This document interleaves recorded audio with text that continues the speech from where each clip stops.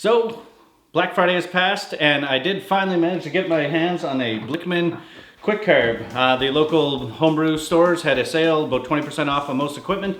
So I managed to get this bad boy for 20% off the regular price, and I believe the regular price now is a little bit on the high side. It's about $289. I think it's $199 in the States. Big thing you need to know is you do not need to go and spend $200 plus.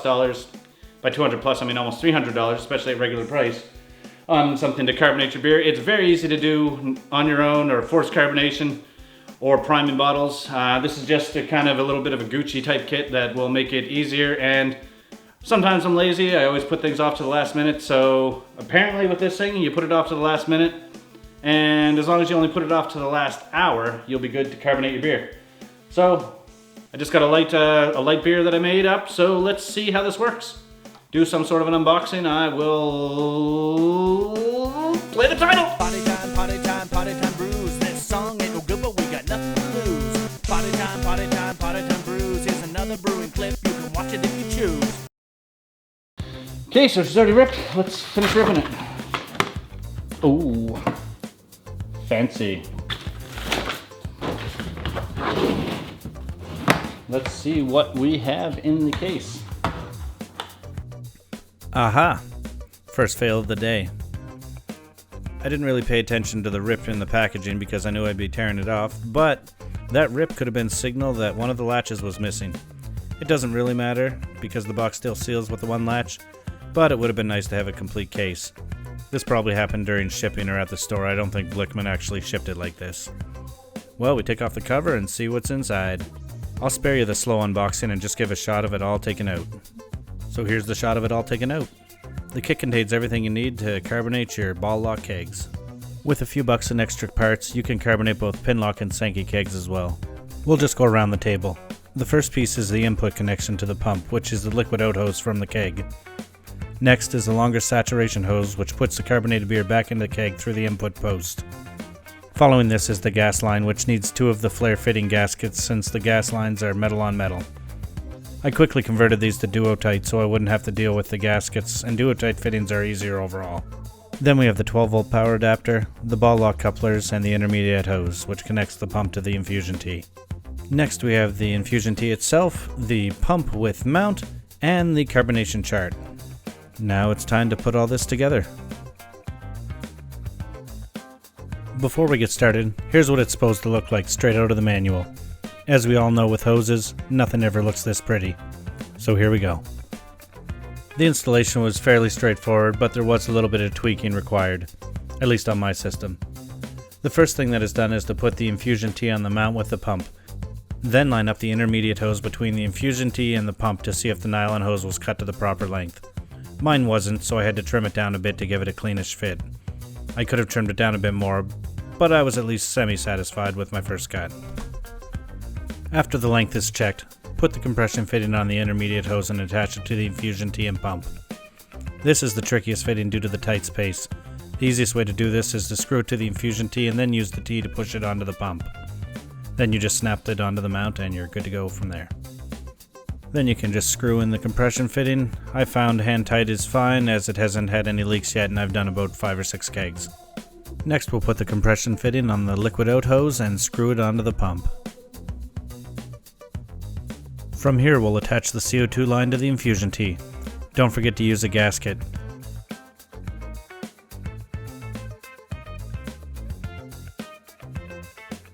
And finally for the hoses, attach the saturation hose to the infusion tee. Again, hand tight has worked for me so far and I've had no problems with leaks. The next step is to plug it in and get ready to sanitize the unit. I find a 1 gallon or 4 liter jug works great for most smaller sanitization needs. The pump is self-priming, so this unit is very easy to clean. In this case I use Star San, and you just place all the lines in the jugs. Once the sanitizer has moved through the lines for at least 30 seconds, kink the saturation hose to force some sanitizers through the curbstone. Connect the CO2 lines to your regulator and infusion tee. Then attach the black ball lock to the out connection on the keg. You'll need to push the sanitizer out of the lines, so do not attach the gas or white post at this time. Put the saturation hose in a container and turn on the pump to push the sanitizer out of the lines. When the beer is flowing out of the lines, quickly attach the white ball lock to the saturation hose and attach to the keg. And back to this guy for some words of wisdom. Got the beer, uncarbonated, half sanitizer, half beer. Let's see how it tastes.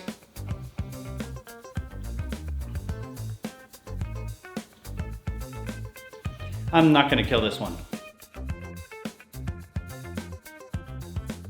Take a look at the provided carbonation level chart and set your CO2 to the desired pressure. Turn on the pump and leave it anywhere between 35 minutes and an hour to get your carbonation levels set. I like carbonation, so I usually add a few more PSI than the recommended for a particular style. Okay, so now it's up, it's still running. I don't know for sure, but from my thoughts, it is probably good.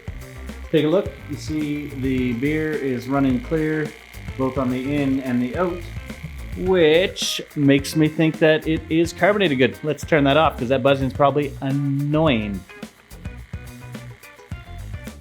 See how she pours. First try of the Blichmann QuickCarb. My pour is very slow. She seems to be fizzing all right.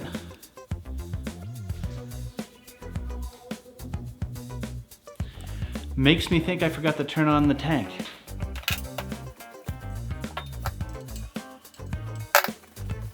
Everything is going smoothly. Zero flaws in this video. Oh well, coming in a little hot, but yeah, it's carbed.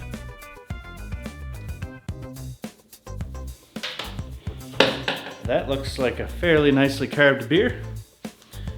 And I will give it a shot. A little bit fine on there, but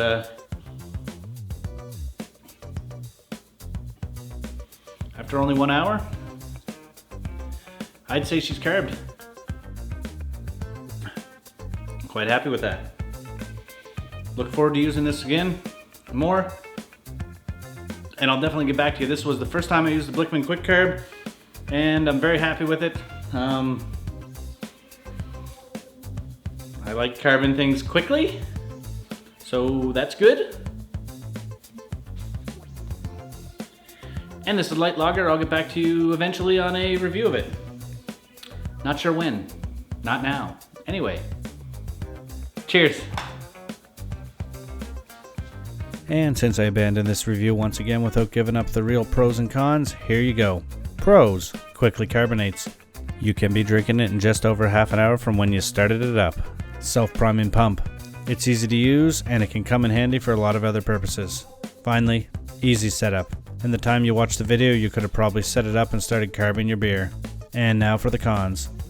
It's expensive. That's the main one. It's about 290 plus tax in Canada, which equals about 330 after tax where I live. I'd recommend getting it on sale. Another con: more to clean. While it's not super hard to clean, it does add time to your brewing process. And for the final say, after about 7 times using this, I wouldn't want to go back. I wouldn't have a problem buying it again either. I tend to leave things to the last minute, and this comes in very handy, and I really like the idea of once you're ready to keg your beer, it's pretty much carbonated almost immediately. Give or take half an hour or an hour. Anyway, thanks for watching. If you like what you saw, like it. If you want to see more, subscribe to it. Cheers.